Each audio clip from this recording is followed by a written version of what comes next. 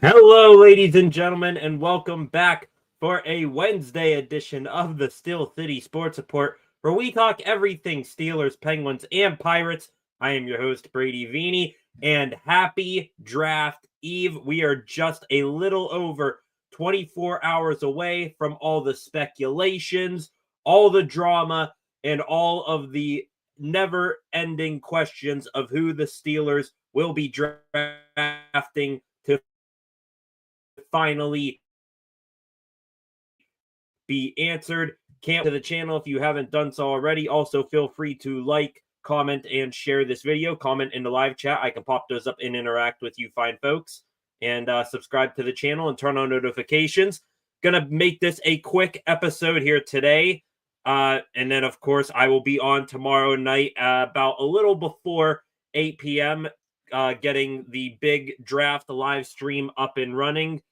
We'll be live for the whole first round, and then I will be live on Friday night for rounds 2 and 3, and maybe live on Saturday afternoon to wrap up the draft as well. So, gonna get things started here right off the bat with everybody's favorite topic in Steelers land right now. That is Shedeur Sanders.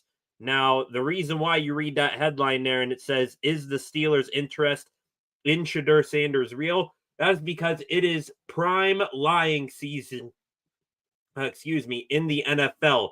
Teams are lying about other players, trying to get their guy that they want really, really bad to fall to them. But I'm going to start things here with, once again today, another big national media personality mocking the Steelers or mocking Shedeur to the Steelers. That was Peter Schrager, now of ESPN, formerly of NFL Network. Schrager today in his mock draft, his one and only mock draft, I do believe, has Shedeur falling to the Steelers at 21. Defensive lineman like Derek Harmon fell out of the first round entirely. Also joining Schrager, he kind of lives for these mock draft stuff and getting all these picks as right as he possibly can. Another big personality, also of ESPN, joining him in thinking that Shedeur will fall to the Steelers is Adam Schefter, one of the top, if not the top, NFL insider. He was on the Rich Eisen show today, and he said there's been a lot of speculation that Colorado QB Shedeur Sanders could fall in the 2025 NFL draft, and with their need at quarterback, the Steelers at number 21 seem like a potential landing spot. As it stands right now, Schefter believes Sanders will end up there. Here's his quote exactly. "That's where I would bet him right now. But look, that's the great part about the draft is you think you might know, and nothing is ever absolute and things change. But I would say today, in my mind, Mike Tomlin likes Shedeur Sanders. I don't think the Giants are going to take him at 3. I'm not ruling it out, but I don't think they will. I don't think the Saints will take him at 9. So Schefter ruling out the two, I guess, top spots ahead of the Steelers for Shedeur to go to. The Giants at number 3, who they have done extensive research on Sanders and have hosted him for private workouts and whatnot. And the Saints, who are now going to be most likely without their quarterback, Derek Carr, for the season. As much as Schefter and Schrager love Shedeur going to the Steelers, kind of like all the other real national media heads over the past couple weeks. Looking at local media here in Pittsburgh, you've had writers, Steeler beat writers like Jerry Dulac, Merrill Hodge, a couple of others who I'm drawing a blank on right now, say that the Steelers' interest in Sanders is a smokescreen and that it is complete and utter BS. Now, where have we seen this before? National media on one side saying that the Steelers are going to do this, and local media on the other saying that no, this isn't going to happen at all.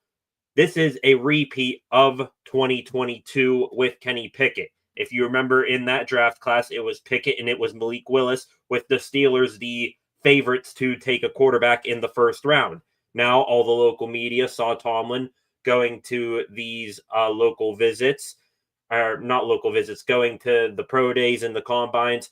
Tomlin saying that he was infatuated with Malik Willis. That's what the local media was saying. Meanwhile, on a national stage, you still had some national pundits saying that Willis would be the pick, but you had one of the biggest, if not the biggest, draft analyst of them all in Daniel Jeremiah saying that it was going to be Kenny Pickett, and it ended up being that. So now here, again, the only thing different between now and 2022 is that it is not a surefire guaranteed that the Steelers are going to be taking a quarterback at 21, but you can't overlook that this is deja vu from 2022. Local media saying one thing, national media saying another.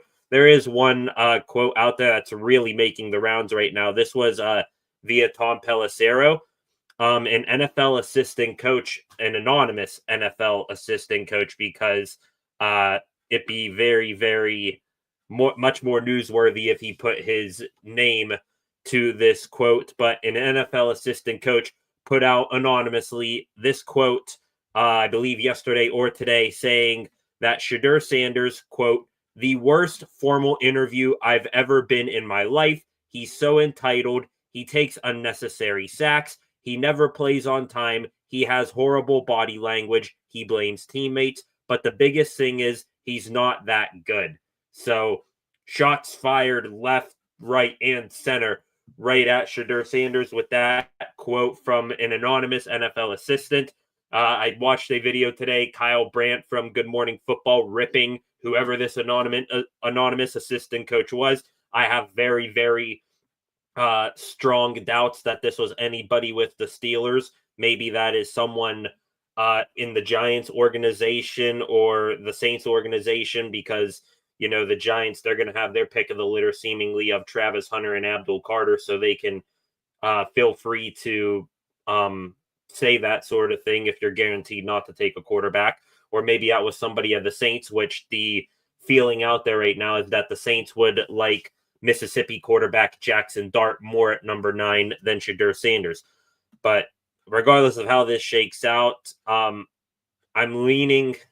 want to lean so heavily towards the national media with this, thinking that Sanders will end up with the Steelers when it's all said and done tomorrow night. But something tells me that, like the Cleveland Browns, they pick number 2. They could easily take Travis Hunter at number 2 and then sell the farm to move back up ahead of the Steelers in the first round to then take Sanders before he falls to 21.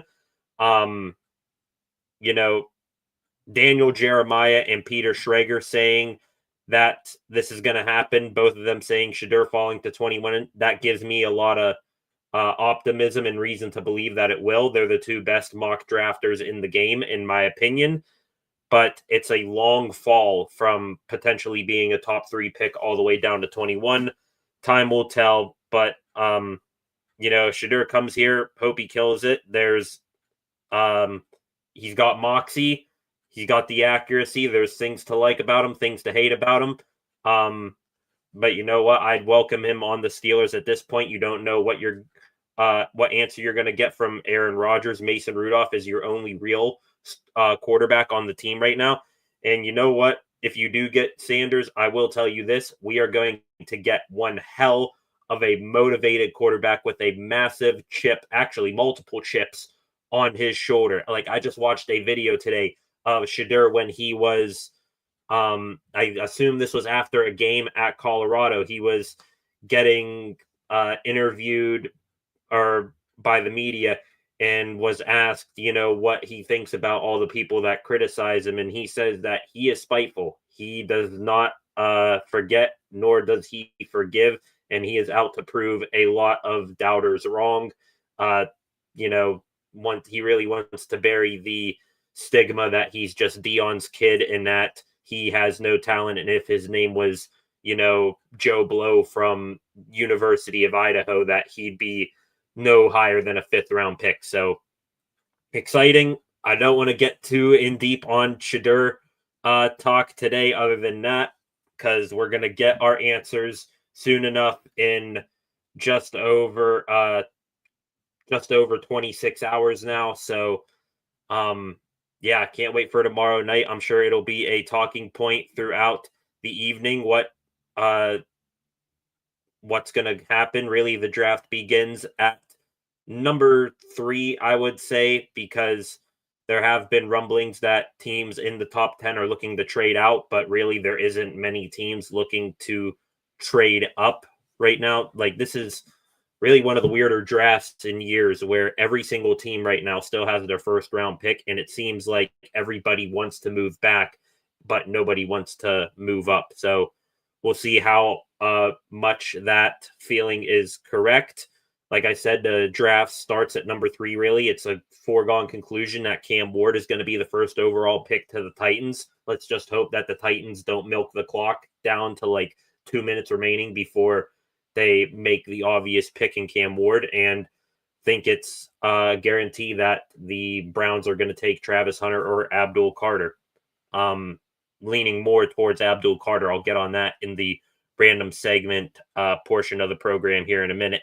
6 of you in here right now. If you haven't done so already, subscribe to the channel. Also, feel free to comment in the live chat. I will be happy to pop up your comments and have a nice talk with you folks. Feels like sometimes I'm just talking to the abyss, staring into this camera, but like to interact with the fine folks who have taken their gracious time to watch me. And I hope you all join me back here tomorrow. Like I said, probably going to go live at around 7:45 to get on here and get set up. Wait for Goodell to go to the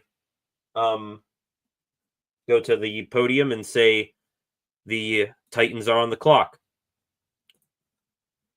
Moving away from the draft kind of here is, let's talk George Pickens. So yesterday there was an insider, small insider, but still national insider on 93.7 The Fan. I believe his name was Charles Robinson, if I'm not correct. Something like that. Works for Yahoo Sports and NFL Network.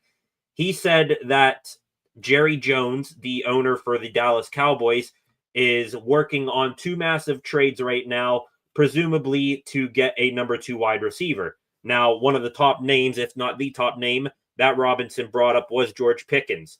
Now, this has been rumored ever since we got DK Metcalf, is if the Steelers are going to move on from Pickens to recoup a second-round pick, or at least a high third in this year's draft. And recently, there have been some, reports from local media out there. Brooke Pryor, I think, was one of them, saying that Pickens isn't going anywhere. The Steelers like DK and GP. They're interested to see how that duo works together. Omar Khan said that himself on Tuesday, yesterday, in his press conference. So, right now we're sort of leaning towards George Pickens staying. However, that was until today. This was about 2 hours ago. Jordan Schultz of Fox Sports. Now, this is getting up closer to your Adam Schefters and Ian Rappaports, your Tom Pelisseros in that of the insider world, saying that multiple teams have brought up Steelers wide receiver George Pickens in trade discussions, and that he's a name to watch this week. Schultz also said Pittsburgh isn't actively shopping him, but the conversations have taken place. Pickens, of course, going into the final year of his contract as well. Schultz continued, Pittsburgh has taken and made calls on the talented wide receiver, who's now extension eligible. After paying Metcalf, league sources are skeptical the Steelers will pay 2 wide receivers. It's just not in their DNA to spend that much on 2 wideouts. An AFC GM said Pickens is more available than people think. Green Bay Packers have been serious, and they're not the only ones. So Green Bay are serious contenders for George Pickens. You would assume that the Dallas Cowboys are as well. So again, that will put us on alert for another thing. We're not just going to be watching the possible fall of Shedeur Sanders. We're also going to be keeping an eye, I think, more on Friday about George Pickens possibly getting dealt to the Packers or the Cowboys or some other wide receiver needy team. Should he be dealt to the Packers? They got the 54th overall pick in the second round. That is 2 picks behind the Steelers' original second round pick that they traded to Seattle for DK Metcalf. As for the Cowboys, I said yesterday they have the number 44 overall pick. Now, Cam Pickens, with all he's done in his career so far, and I believe he was the 52nd or 53rd overall pick when he came out of the draft a couple of years ago. Would you be able to get a higher pick than what you drafted him for this, with all he's done in his career thus far? Probably not. But if you can, sweeten the deal just a tiny bit to get a high to mid second round pick for George Pickens, I think you pull that trigger and, you maybe try to get another late round pick as well and pick up a wide receiver or get a defensive tackle. Wide receiver, I think, will eventually be a pick in this draft for the Steelers. And really behind the top 4, it's a little bit of a drop off, but still a decent class of wide receivers. And the reason why I would think that the Pickens trade rumors could be real is because the Steelers, this pre-draft process, bringing in players for visits to the Rooney Sports Complex, is they didn't bring in many wide receivers, but those they did were over 6 feet tall for the most part. And 2 of them were like 6'3", 6'4", really big body types like Pickens and like Metcalf. So if Pickens gets traded, then you might be seeing a replacement of a similar build for him coming in. He'll leave some big shoes to fill here, but yeah, right now I'm just going to wrap this up saying I don't feel confident that the Steelers are going to trade Pickens right now, but again, we've seen crazier stuff. Steelers just last offseason said that Kenny Pickett was their number 1 quarterback and that Mason Rudolph they were going to try to bring back. Both of them didn't end up re-signing. Russell Wilson and Justin Fields came in. Fast forward to this offseason. Oh, we want to bring back one of Justin Fields or Russell Wilson. Neither of them are back with the team. They're both in New York now. So the Steelers are going to be looking for a quarterback if they don't get Aaron Rodgers. It's lying season, and we're going to stop there listening to what they're saying and what insiders are saying. We're just going to sit here the next 2 nights and watch what they do. Should be very interesting. I will say that if the Steelers make it past the second and third rounds and they still have George Pickens, then he's not going to be traded for like a 4th or a 5th. You're just going to ride it out with him for 1 year and then let him walk if maybe at that point. So, but yeah, Pickens trade rumors heating up ahead of the draft. Steelers' interest in Shedeur in question, all bringing things to a big crescendo and the climax of the plot tomorrow night at 8 p.m. Well, really, it'd be, I don't know, around 10 p.m. would be when the Steelers pick by then, or close around then. So we'll have to wait and see. Gonna hit on this real quick. Steelers, another report here today. This is from Diana Rossini of The Athletic. No Aaron Rodgers talk as of late. As a matter of fact, Rossini said that the Steelers haven't heard from Rodgers since he did the Pat McAfee interview last week. So Rodgers is still MIA. Haven't heard anything from him. Now the Steelers and other teams that, maybe we're looking at Rodgers or other backup quarterbacks need to pivot. And Rossini said that is the case, as the Steelers, Browns, and possibly, but very not likely, the Minnesota Vikings could be involved in a trade for Kirk Cousins.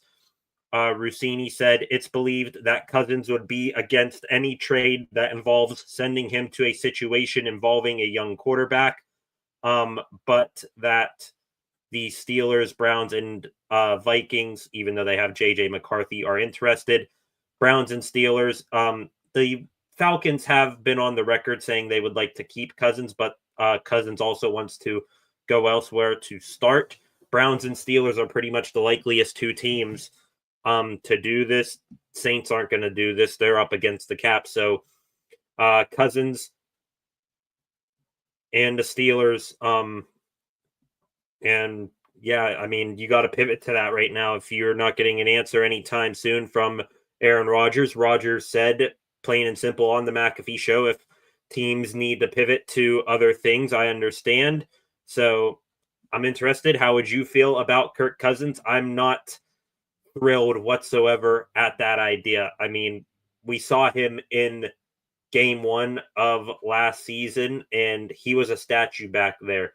And you could tell that Achilles injury that he suffered his last year in Minnesota was really, really bothering him, and he could barely move back there. Even in play, there was little play action. Even when he was under center, he barely dropped back at all, and yeah, just looked rough year for Kirk Cousins. And honestly, I prefer Aaron Rodgers over Cousins at this point, in my opinion. If you agree with me, I'd be interested in hearing that. But yeah, so I think this is all going to be stuff tabled after the draft. There's other, rumors out there in case the Steelers don't get a running back. You could see them make a call to J.K. Dobbins or Nick Chubb, one of the handful of running back free agents left on the market. So all of this is getting put on our mind, but we got to put it to the back until after the draft here in the next over the next 3 days, I will say. Gonna hit on some more Steelers news real quick. I did say earlier that it's guaranteed that Cam Ward is going number 1 and that the Browns would be taking Travis Hunter or Abdul Carter at number 2. This isn't really Steelers related, but I wonder if the Cleveland Browns subtly leaked that they know who they are taking. They posted a video today of when they drafted Myles Garrett, and the caption on the video said, "Trying to get another like Myles tomorrow." So Travis Hunter, defensive back, is definitely not who they're referring to there. So Abdul Carter, he has gotten comparisons to like Micah Parsons. I'm not sure how much of a comparison he has to Myles Garrett, but looks like if the Browns are, their media team is foreshadowing that they're going to take Abdul Carter tomorrow, we shouldn't be surprised, and we'll go back to that post. Speaking of the draft, earlier this week or late last week, it was reported that Lynn Swann, Steelers legendary wide receiver and Super Bowl winner, will be announcing the Steelers' 3rd round pick, if I believe. He'll be announcing one of the picks, but Swanee won't be the only Steelers legend to be in Green Bay and to announce a Steelers draft pick in person, as Teresa Varley, who works for the Steelers today, said that Brett Kiesel, legendary defensive lineman and Super Bowl champ as well, he will also be making a pick.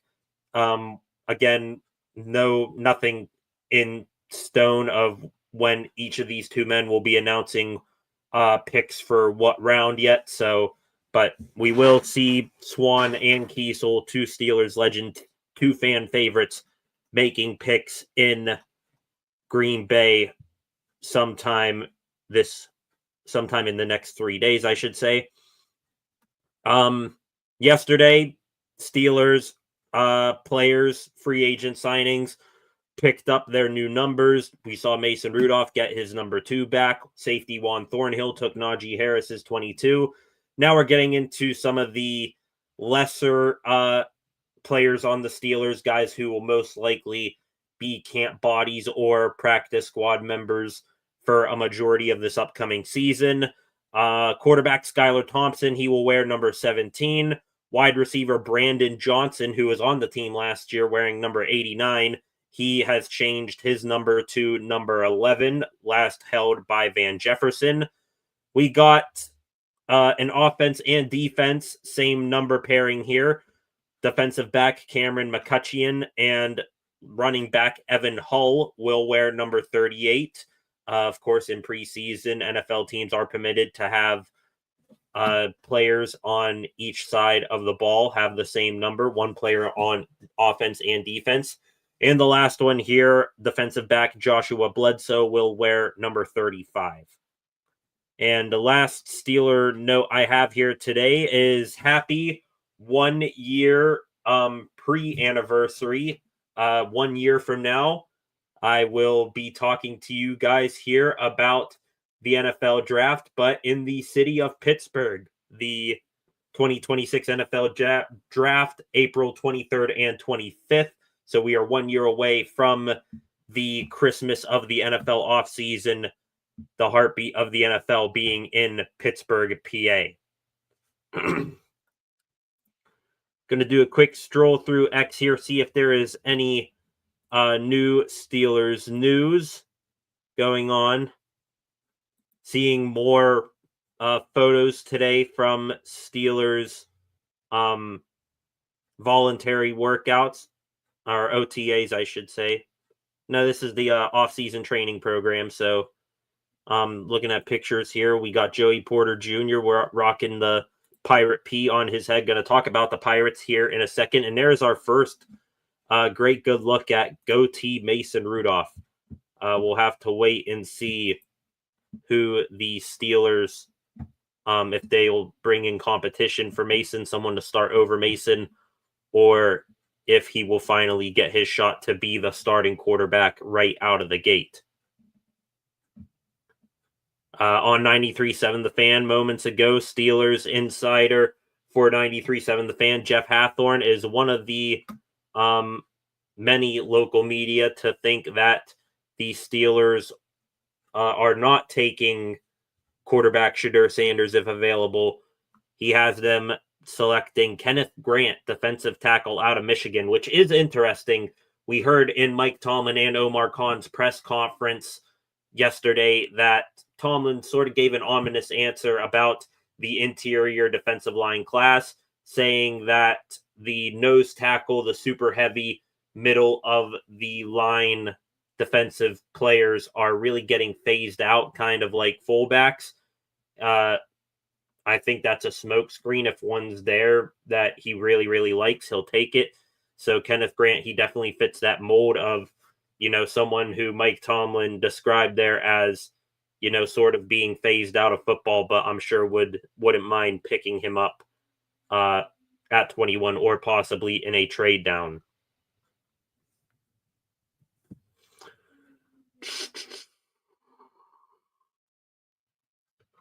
Let's look here.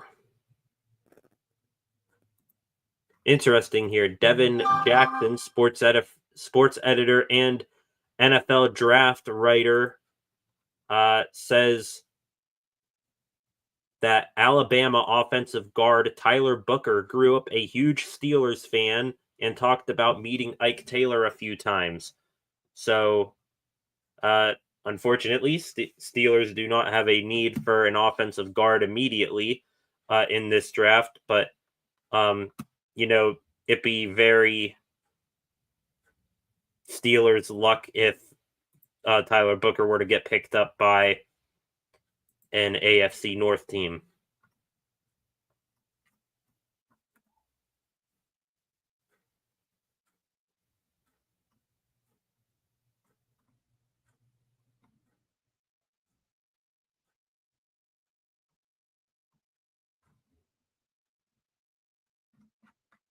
Looking here, not really seeing anything else. So, gonna switch gears now over to baseball, get things wrapped up here. Talk about the Bucks last night. Last night, a late one, 9:38 first pitch, kind of like same thing as tonight. And Pittsburgh Pirates, for once, actually went a whole game without making us every single inning go, what the hell was that? What the hell are we doing? They blew out the Los Angeles Angels 9-3. Bucks got runs early in the game in the top of the third inning. Joey Bart came through to give the Bucks a 1-0 lead, and then Andrew McCutchen, when it a 3-run shot to left center field. He is now 3 home runs away from tying Roberto Clemente for most home runs in Pittsburgh Pirates. Bailey Falter was strong for most of the game. Then he got touched up a bit in the 5th inning, had a 3-run 5th, and then he got yanked. Pirates would later post that Falter was removed with low back tightness and is being treated by the Pirates medical staff. That's probably going to be a day-to-day thing, and they said that they will provide more new information as it becomes available. O'Neal Cruz came through with a couple of big hits. David Bednar, tell you how good the Bucks actually were last night. David Bednar had a 1-2-3 inning for the first time in forever. Isaiah Kiner-Falefa and Brian Reynolds came in clutch with some insurance hitting. And to end the game, left fielder Tommy Pham did all right with the bat. Still very, very questionable running the base pads. Sealed it with a leaping catch into the wall in left field. Seemed a bit shaken up, was like grabbing at his ribs. Hopefully he's all right. I mean, he's a rough bat, but still Bucks can't afford to have any more injuries right now. Also, there was a sell the team chant that I thought I heard on the broadcast, and someone else on Twitter confirmed it. But we don't know whether it was Angels or Pirates fans saying sell the team. Could have been both. Who knows? Maybe Angels fans, Pirates fans started it. Angels fans joined in, but good game all around. 18 hits. Probably all of the hits that they are going to combine for on this road trip in the rest of the games on this road trip in one game. 9 runs, 6 players with multi-hit games, 4 of those in the top 5 of the batting order. I believe it was Cruz, Reynolds, Kutch, and Joey Bart. So your big bats came through. But, not going to get too high on it, because what have we all learned? It is that Derek Shelton is a Nimrod when it comes to building lineups, and you'll probably see O'Neal Cruz DHing tonight, Brian Reynolds get a night off, and Andrew McCutchen get sat down, because why play your best hitters when, they're healthy and you're already falling behind the season? Let's save them all for when games don't matter here in June and July. That's real smart there, Shelty. So, like I said, game 2 of that series is tonight at 9:38. It will be Andrew Heaney on the mound. Not sure who the Angels starter is, but hopefully a repeat performance. Bucks need to have a 4-3, 5-2 series at best for their season not to be completely down the toilet before we even hit May. So we'll tune into that tonight and stay up, probably watch it as I work on stuff for tomorrow night's draft stream. Also, real quick, while we're away from the Steelers, going to hit on some Penguins news. Again, still little Penguins news coming out. It's going to be that way here for throughout the summer. You're going to hear little to nothing on the Penguins. I will say that in his press conference, I believe on Monday, Kyle Dubas said he was going to meet with head coach Mike Sullivan today. We have no updates on how that meeting went or if it even took place. So we'll be on the lookout for any news there. It will be very interesting to hear what was said or possibly said in that meeting, because, the speculations and rumors are heating up that the New York Rangers, who just fired head coach Peter Laviolette a couple of days ago, they are the odds-on favorite to hire Mike Sullivan, but it all depends on if Sully and the Penguins mutually agree to part ways.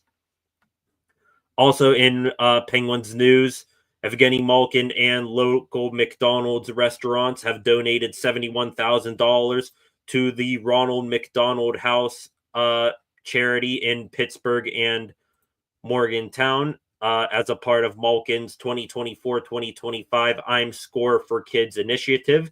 So great on Gino, raising some money for kids in the local community. Also, Wilkes-Barre Scranton, their push for the Calder Cup begins tonight. NHL playoffs are well underway. but the AHL playoffs for the Baby Penguins are going to begin this evening, hoping to see them make a deep run before we see some of these bright young stars, hopefully on the Penguins next year, getting the Pens back in the postseason.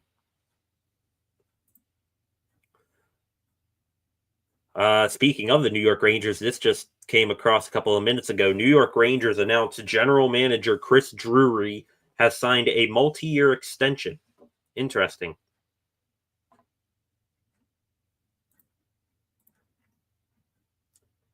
Scrolling here more through Twitter, not seeing too much. Just a bunch of Shedeur standers, highlight reels, and mock drafts and all that. The mock drafts officially come to an end tomorrow, so thankfully the Twitter feed won't be swamped with the same thing over and over again.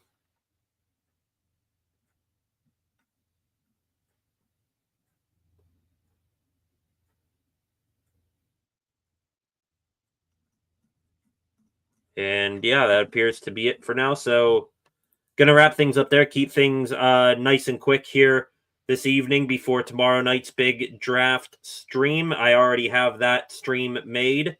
If you go to the channel, there's a button there, I think, where you can click notify me when I go live with that. So hope you all join me back there tomorrow, 7:45.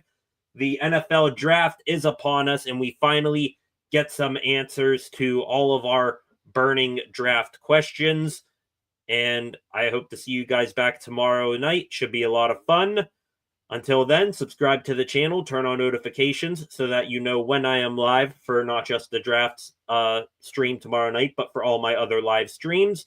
Like and share this stream right here, and comment. And I hope to see you guys back here tomorrow. Thank you all very much. Here we go, Steelers. The Christmas of the NFL offseason. Tomorrow night, I will see you guys back here then.